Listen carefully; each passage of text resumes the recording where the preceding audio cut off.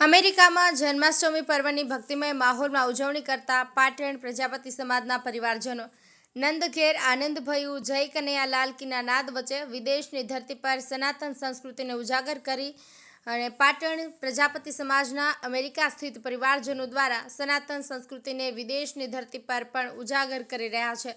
પાટણ પ્રજાપતિ સમાજના અમેરિકા સ્થિત પરિવારજનોએ જન્માષ્ટમી પર્વની વિદેશની ધરતી પર ધર્મ ભક્તિના વાતાવરણ વચ્ચે ભવ્ય ઉજવણી કરી હતી।